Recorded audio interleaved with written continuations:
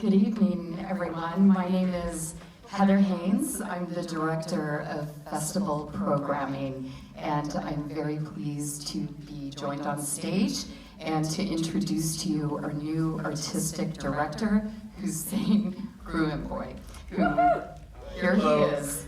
Great to meet you all.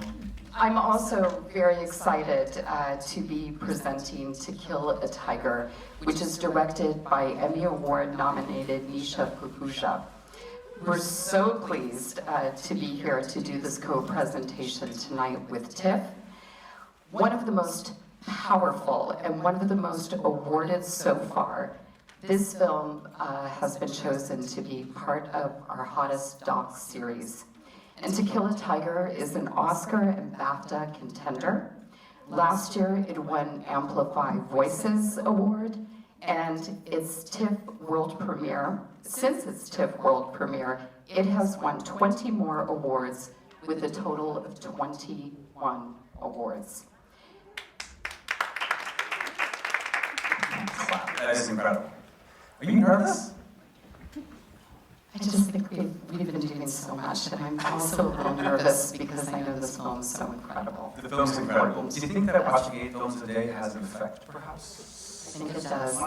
That's part of our job, and what we're doing right now as we prepare for the festival. Exactly. We are now in the depths, the mix of preparing for next year's Hot Docs, so we're deep in the submission process, so it's, forgive us if we stumble. So the facts are, this is a very thought-provoking, unique, a very moving film on lots of levels. And it will trigger thoughts and emotions and feelings. So I will encourage you, when the film's over, to hang about, stick around for the Q&A, so you can get these feelings out and express them and explore them. And you're going to say to me, well, I don't want to do that. I have other things to do. And I'm going to say to you, the team that's on here tonight has a black belt each in documentary. They're incredible. The moderator is the Canadian director, Chang, who I knew when he was 2008 getting carded at bars and doc fests around the world. And now he's like, he's Chang, He's the moderator. Emmy Award nominated director Nisha Pahuja is with us tonight as well. Many of you might know her from the film she made called The World Before Her, which opened the documentary section of the Tribeca Film Festival, and won Best Canadian Feature at Hot Docs in 2012. She'll be here tonight as well for Q&A. It says here legendary. The legendary Anita Lee. Never done it before. I heard she's awesome. Anita Lee, who was an executive producer of this film as well. And as many of you know, she is currently the head of programming at TIFF. And the very talented director, Mike Munn, along with Anita, shares amongst his credits the groundbreaking Sarah Polley film, Stories We Tell. So stick around for the Q&A if you can. It's a fantastic film. I commend you on your taste and spending time with us. Thank you so much. Oh, and don't forget the NFB. This is streaming, isn't it? No? Is it available on NFB? Yes. Is that right? It is? It is? Okay. So tell your friends. Docs live by word of mouth. Tell your friends, and these films get seen and more than they. I'll stop. Thank you so much for coming, and we'll see you for the Q&A after. My name is Chang, a filmmaker. I'm very honored to be here to moderate this Q&A. Firstly, very emotional film. I just saw it again the other night, and I have to say, as a father with a young daughter, I can't even put it into words, and if I do, I will cry. So I'm going to leave it at that. I want to introduce some of the creators. Firstly, Anita Lee, former executive producer at National Film Board of Canada, chief programming officer at Toronto International Film Festival.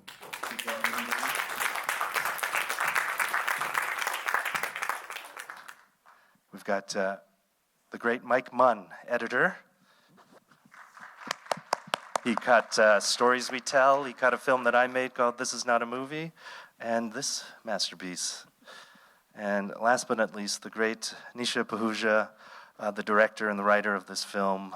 Please welcome her.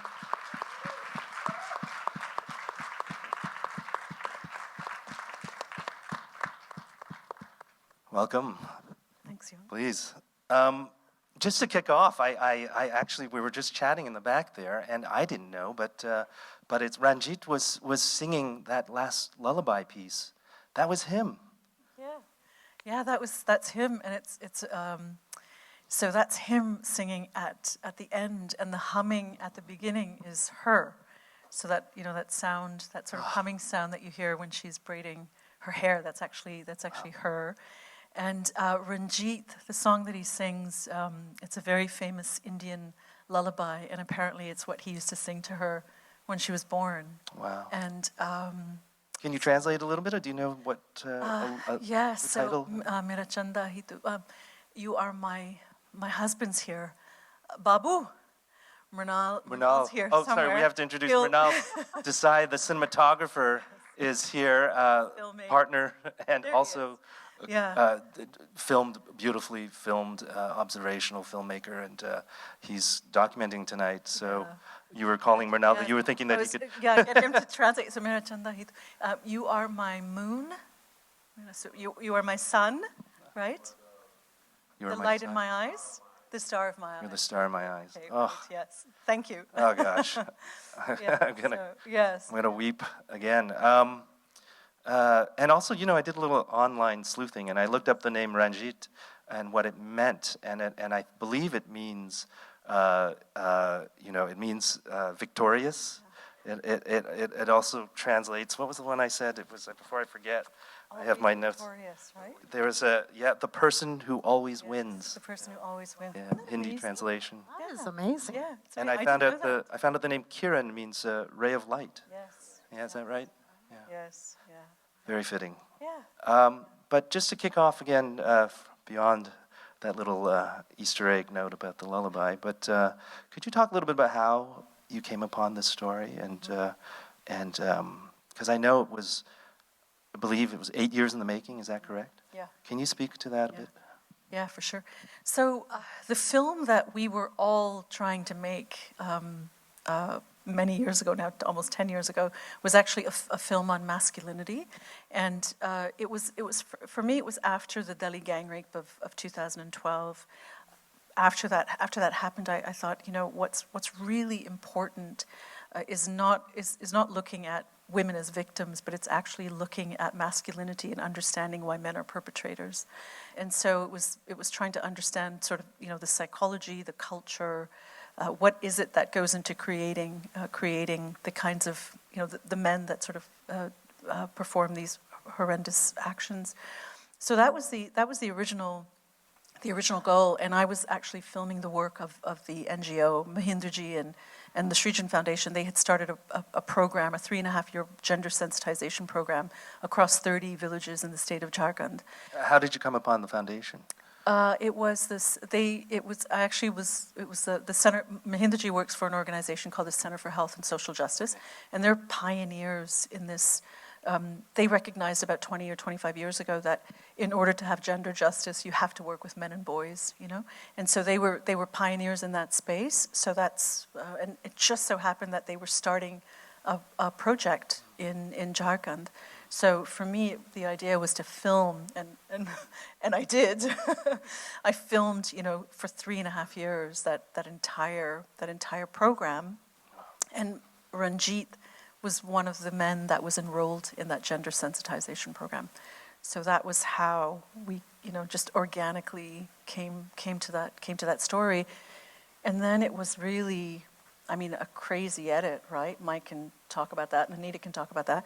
And it was, literally, I think it was about 2 years or 2.5 years into the edit where, When did you start cutting? Because you'd been filming for, Yeah. in a total, about 8 years, correct? And so filming the- for 3.5. It was a 3.5. 1.5 years of research, 3.5 of filming, Wow. and then a 3-year edit. Wow. Yeah.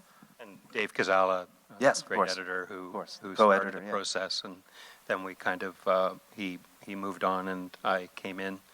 But for the longest time, as Nisha was saying, we were dealing with the whole story, and there came a point where we realized, and we had our suspicions, but we also got together kind of a brain trust of other editors like Nick Hector and Manfred Becker, Yeah. just to really look at it. And came to the conclusion that there was really like two separate films here. So we had to kind of basically jettison all the work that we'd done on those other stories for the time being, and just concentrate on Ranjit's story. We kind of pivoted, I guess, to that, and then that became the sole focus. Because in the larger story, that Ranjit story and his daughter was getting lost or too whittled down to be effective. So, Right, when you have so many powerful stories to follow, it becomes a big story. That's right. So you are working on a part 2. Can you talk about that a little bit? Yeah. well, I mean, we'd gone quite far, fine cut in some cases, rough cut in other cases, that whole other story. And so we're just looking into, I'm kind of assembling that, because we just left it behind as it was, so I'm kind of assembling it into to something that we can look at and decide whether, is it a film onto itself, or does there need to be another element filmed to make it a story? Nisha, can you briefly just talk about what the second part may be, just in a log line or Yeah, something? sure. So yes, so it's actually it's following Mahinderji and his work and his personal life, which is really gripping, and then it's also tracking the impact of his work on the lives of two young boys. So we filmed with them for I think 3.5 years. That's fantastic. And it's pretty powerful, right? Yeah, some great scenes. I can't wait to see that. Yeah, I felt like I wanted to know more about each character, and Anita, when did the film board kind of step in? Well, very early on in the process, Nisha approached us at the NFB, and as she said, the original proposal was really around masculinity. And I had, of course, been so impressed with her body of work previously, and she was very convincing, saying that really what we need to do now is look at masculinity and men and how do we bring them into the conversation, and really had quite a different, much broader framework for the film. But as Nisha said, as she continued to work, I think just discovering this family and this particular story became so compelling. Just to add to what Mike said, I think at some point there was so much wonderful footage, and there were in fact other stories, including young men, amazing stories about different young men in different villages. I think we did have conversations about a potential series. Yes. We did actually entertain that quite seriously for a bit. But so it's been an amazing process, and of course Nisha was leading that process throughout, and I think as Mike mentioned, the talented David Gazella to begin with for quite a bit. And I think when Mike came in, we did know that this was the story that was really important, and became the amazing film that it did at the end.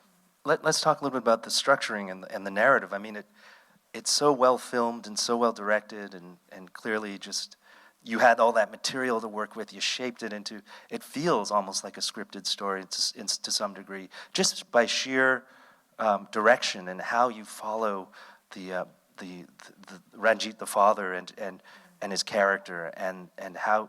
Can you talk a little bit about how? I mean, you felt like you were in his shoes. You felt like in a way that kind of a fiction film that creates a character arc that is so complex, and you cover that up and down and evolution of his character, and somewhat reminded me. This is not. I'm just going to blurt out a bad reference, but like I think of Marlon Brando on The Waterfront. Someone who was given this pressure to. It's like a Serpico kind of character here too. Who has to. Who grapples with the conflicts and so could you speak to that a little bit? What were you focusing on, and how did you build that rapport with Ranjit and the family? Well, it was, literally we just followed the story, right? It was, and I think I was sort of, eventually, not at the beginning, but eventually I sort of became in awe of the fact that what we really had was this hero's journey, like literally that's exactly what it was, right? Because, there's this organic, like as doc filmmakers, we're always looking for that, right? Like an organic kind of beginning, middle, and an end, and a real narrative that you can follow.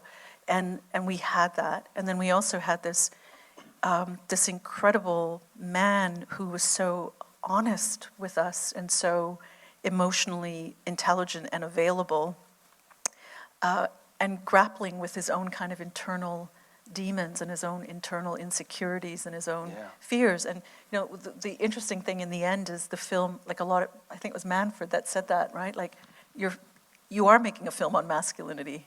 This is a film on masculinity, right? So, and I think it was just kind of tracking the story. And the unusual thing in this particular case is, normally when you're making a doc, you have time to kind of to get to know the people that you're going to be filming with, the participants that you're filming with. In this case, I met Ranjit. The first time I met Ranjit, of course, is when Amit goes into his house. Oh, I'd that never moment? met him. Yeah, Wow. the first time I met Ranjit, I had a camera there. Wow. That was how I met him. And so that trust and that intimacy took time to develop, and I honestly didn't know whether it was ever going to come. But when it did, I remember the distinct moment, and I even put it in our shoot notes. Like, I think we're in with the family now. So it was something that I remembered. Yeah. Part of that also just that you bring into the film as a filmmaker are some of those ethical questions that come up for you. Can you tell me what you were going through, what you're grappling with when deciding, and as noted, Kerwin agreeing to appear in the film and with the parent support, and also just the moments where the presence of the camera in the village, was that influencing, and clearly Ranjit says, no, I was not being influenced, but can you talk a little bit about that role as the filmmaker, and how you approached that? I mean, again, it was something that we had to respond to in the moment, right? Because it was evolving, and it, as the case continued and as it was becoming clearer and clearer that the family wasn't going to drop the charges, the volatility obviously just kept increasing in the community, right? And so we were always, checking in. Should we do this? Do you want us to do this? There's the scene where he goes to Amit's office and he tells him about the death threats, and then we're on the side of the road and he's saying, of course I'm afraid, but if my daughter is courageous enough and she's fighting and she's just a child, of course I have to keep going. Yeah. And I remember in that interview, you remember, Mike, we were saying to him, don't do this for us. Don't feel obligated to be fighting for justice because of the camera, because we've been tracking this, or the support of the NGO. Like, we were always trying to make sure. And then, of course, maybe Mike can talk a little bit about just the process the very extensive process that we underwent with Kieran and all of the crazy things that all of the many things that we tried, and then I'll tell you a little bit about how she decided to come forward. So. Yeah, the plan always was to mask Kieran's identity in the film. That's and right. So there was a number of things that were tried process-wise, and I don't know if anyone's seen Welcome to Chechnya. Right. But we went quite a ways down the road with that, the person who did that animation to do tests on that.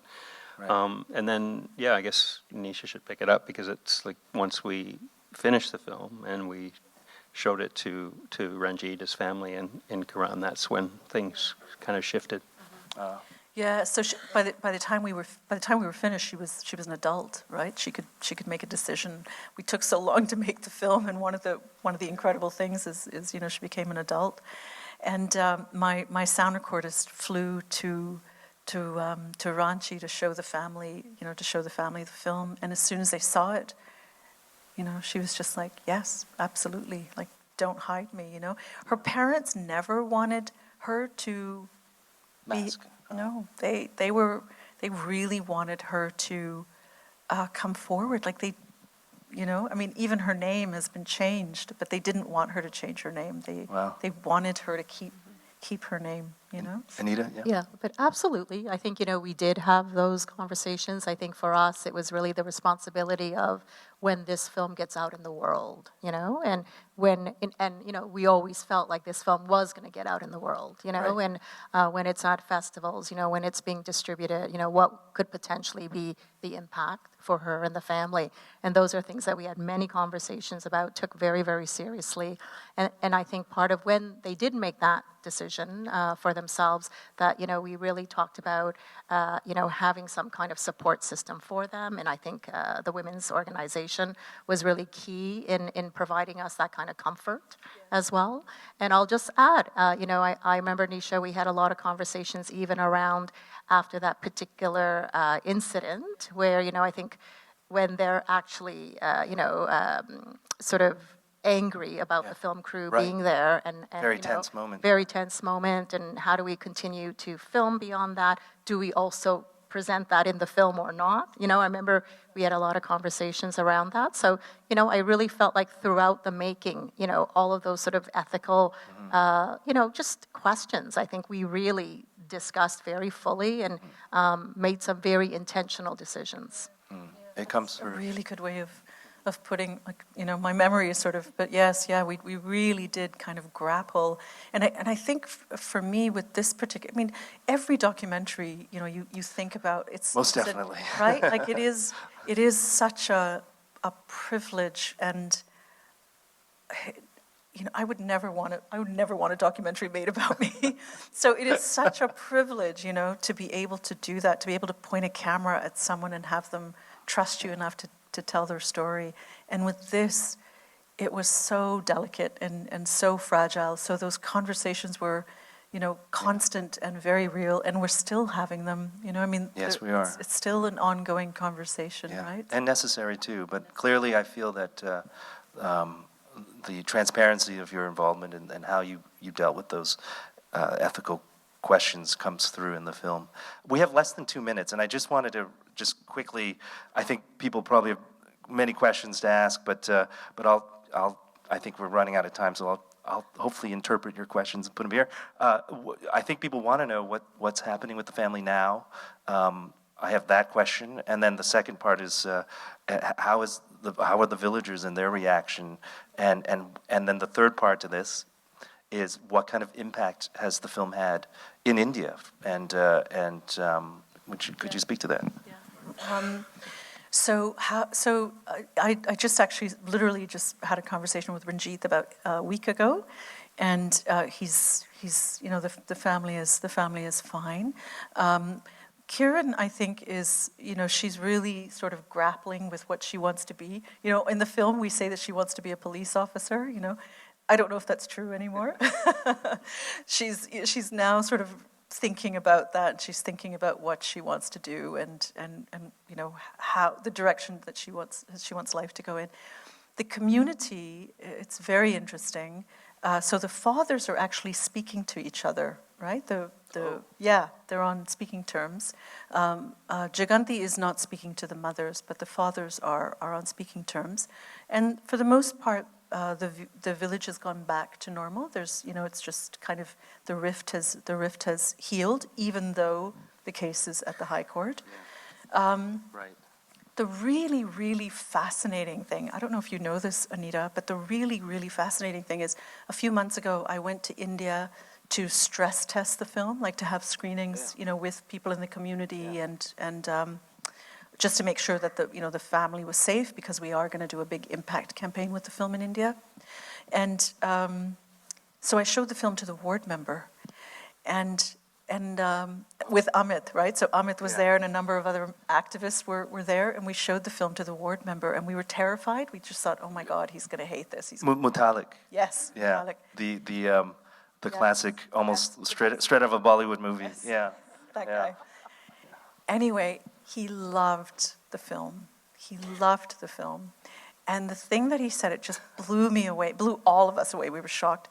He said that after watching it, he was ashamed of himself. Wow. And he felt that the community needed to see the film, that the whole community needed to see the film, because he thought it was important that they see what they had put the family through and what the family had gone through for justice. So Wow. yeah, it was incredible. So it It was has incredible. impact. It's working, your film. It Yeah, has that message. yeah. I mean, amazing to take such a hardened character like him and make him come across, you know, kind of slightly in turmoil, slightly, I would say. That was my impression. He is. You know? Well, you had the ultimate impact you wanted right from the beginning, right? Which is around changing, Yeah. right? The minds of men and masculinity. Right, yeah, and there was some discussion about whether we should include that very last scene of him in the film. You know, why are we kind of giving him the last word or close to the last word? And I think there was a couple of things. One, he does indicate, he has a moment where he says, you know, they're all children of my village, you know, and that I felt like that said a lot, but also without the scene, it meant that there was more questions about what was going to happen, and like, is it okay in the village? And somehow his scene kind of indicated that people were going to come to terms with it, I think. Yeah. And also, if I just really quickly to add to that, for me, that the reason that moment was so important with him is because, you know, every single person in the film, no matter how large or small, they have a character arc. You know, they have there's development. So with him, it was important for that. And I think the other thing for me that was so important was that I didn't want to come across as believing that they deserved 25 years. You know, I wanted that question to be asked. Yeah. And he poses that question, like, is this It is tripped me up this for a minute. justice, Yeah, it right? made me think a little Made me bit. think, Yeah. so. Yeah. this Very is- powerful. Yeah. I'm going to just throw one last thing here. You've got some heavy hitters in this, executive producers, Dev Patel, Mindy Kaling, and Rupees. Can you talk about how they got involved and how they've been helping? Yeah, so Mindy Kaling got involved through Atul Gawande. So Atul he's a friend of mine, and he's a well-known kind of policy expert in the health policy expert in the United States and a surgeon. So through Atul, I was introduced to Mindy because they know each other. And Mindy was wonderful. Like, she just said, whatever you need, you know, sign me up, I'm there. So she supports us on social media. That's kind of her thing. And Dev is a real prince, like really an absolute prince. And he's come to screenings. He's really behind the film. So, you know, he came to New York for a screening. In London recently, we I had a saw the screening photos, together. Yeah. So, yes, and, you know, we did a little segment on Christian Amanpour last week, and she kind of said, you know, you're here because of Dev, right? So It worked. Yes. I mean, I was thinking, I was speaking earlier with that Dev could play Ranjit in the fiction version of Well, that's this film actually that you will why. direct. That's why I reached out to him, because He should get the rights Yeah. and make this. Yeah. I think I can't open to the audience, but I think we may be milling around out front and spilling out into the outside. So if you have any other questions, if you're willing to take that on at all. But thank you all for coming to see this film. Hashtag Stand With Her. And yeah, look, if you haven't seen Nisha's other films, she's a master filmmaker, and they're great movies to watch. The World Before Her, Bollywood Bound. But yeah, thank you so much, everyone. Thank you, Anita. Thank you, Mike. Thank you, Nisha. Thanks. Thanks, Hot Docs.